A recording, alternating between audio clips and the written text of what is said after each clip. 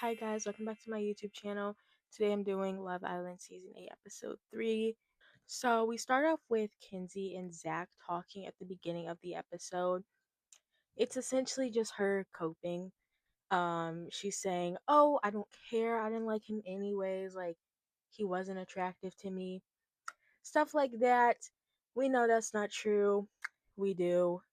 She also says, "I think Charlie's a ton cuter than him."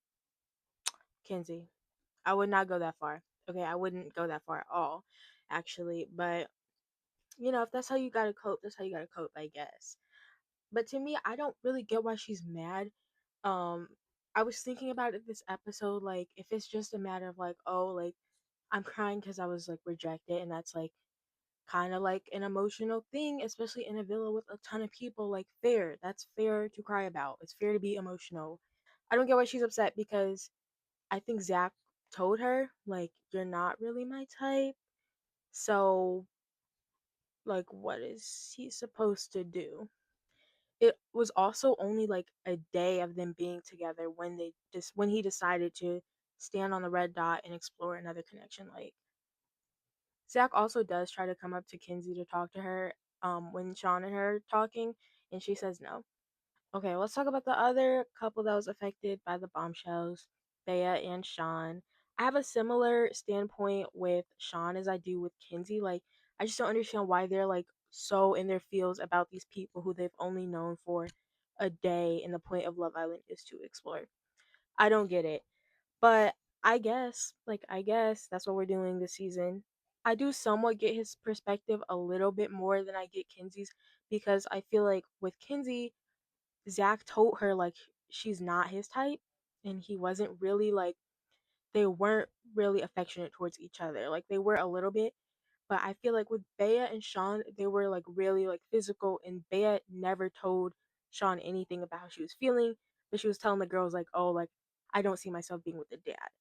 So I get kind of like why he was shocked, but I think like just move on and explore a new connection, which I think he is doing. Sean and Bea do end up talking about like their views and like what they thought about what it meant to switch or stand on the red dot and not the green dot. So Sean's perspective or Sean's view on that was that if you chose the red dot, you were completely closing off the connection. Like you don't want to talk to him at all. That was why he was upset. Bea said she took it a different way and said that she still wanted to explore the connection and that they had a good connection, but she was also open to exploring other options and that she wasn't necessarily locked in on day one, which makes sense. It does end amicably. I think it is over though, like officially. Sean says that he wants someone who would stand on the green dot for him. So really just be interested in him and only him. Whereas Bea is just like, yeah, like I wanted to explore my options, explore other connections. I do think that Bea is being honest about saying that she viewed it as more wanting to explore other connections and not necessarily closing off her connection with Sean. But I also think that she did want to cut off her connection with Sean because he has a kid, and she said that that's something that she can't do. Like, that's a no go for her. Okay, let's talk about Trinity and Bryce. I think this connection is so forced and so fake, and I hate it. Um, they were saying, "Oh, we were vibing, we had a great connection." Like, let's just be honest. You were not vibing. You did not have a great connection.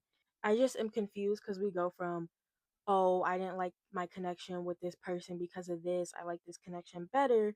But then when you don't get chosen by the person who you think you had a better connection with, it's like, "Oh, yay, we're happy, we're back together." But it's like you were not saying that when you were in Paradise Cove with the bombshells. But later in the episode, Trinity does tell Kinsey like she's feeling more of a friendship vibe with Bryce. So yeah, this is where my confusion is. Like we're telling each other one thing and then we're going to the girls or the guys separately and saying, "Yeah, but I'm not really feeling this person like that." We also have Sean and Kinsey, which is a connection I hate even more. It's so forced and so fake. Like they'll talk and then like Sean will say something and Kinsey will have to like fake agree with it, and it's like you guys have nothing in common. You're not compatible. You know that. Let's not fake a connection so we can stay in the villa. We also got the first Sean and Kinsey kiss literally out of nowhere. There you go. Hope you enjoy. Thank you. See you in a little. I'll see y'all later. I think I missed an episode. Like, there's no chemistry there whatsoever. Why are we kissing? Why? He brings her breakfast and then they kiss out of nowhere. I'm like, where did that come from? Even the girls are like, did we miss a chapter? Like, what is going on? What is going on? What is going on? I do love that this villa is like exploring and talking. I am a fan of that. So we have Kata and Sincere. Sincere actually pulled Kata for a chat, which surprised me a little bit because I thought he was like locked in with Melanie. I didn't think he would be the one to pull her for a chat. I did expect Kata to pull more people for chats, but she's been pretty much like with Zach and only Zach. But yeah, Sincere pulled Kata for a chat, and it was just kind of like a chill, like getting to know her. Like, I think they talked about where she's from, and then like having pit bulls. Like, I don't think there was anything there, but I do think Sincere wanted there to be something there. Like, he tells Melanie later on, like, oh, it was just like getting to know her. Like, there was no like I'm looking to explore this. Like, I do think that Sincere wanted to explore that. It just wasn't like a vibe. But yeah, I do love when they start like chatting and like exploring because I hate when it's like day one couples and they're like, oh, we're locked in. Like, most likely, none of the day one couples are gonna last.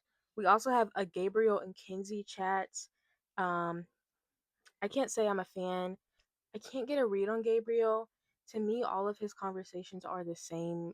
Even with like Bea, Trinity, Kinsey, all of his conversations are the same. He'll flirt, they'll flirt back, and it just gets very like physical. So, yeah, even though he had like an entire episode dedicated to him, basically, I feel like I don't know anything about him.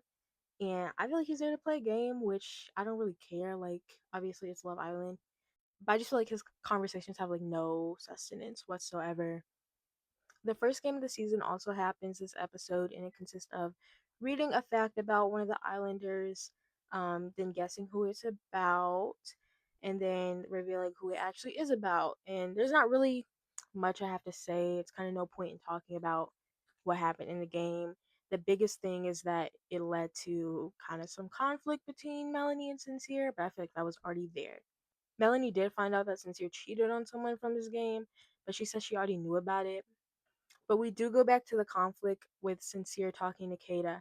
So Sincere talks to KC about Melanie, and he says that he is confused because they both said that they were open and like willing to like explore other connections, but then she gets upset with him. So he says maybe she has trust issues. He doesn't know, but he's very confused. He does say that he still feels their connection is strong though, and he wants to pursue that, but he also wants to explore and wants her to be able to explore. Melanie talks to the girls and she's explaining how she's mad because he was dishonest and he didn't tell her how he was feeling. She said that he was telling her that their connection is really strong, and then he goes and talks to Kata and like wants to explore, but then he doesn't tell her that he went and talked to Kata. So I think the reason that she is mad is stemming from the dishonesty. Finally, Melanie and Sincere have a chat together, and it basically is just the same thing. He tells her that he thinks they have a really strong connection and he wants to continue to explore that connection and maybe potentially exploring other connections. Bryce, Kata, and Zach are also listening to this conversation and watching like as it's occurring.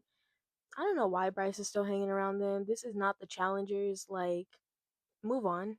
Sorry, you can't leave a boy out.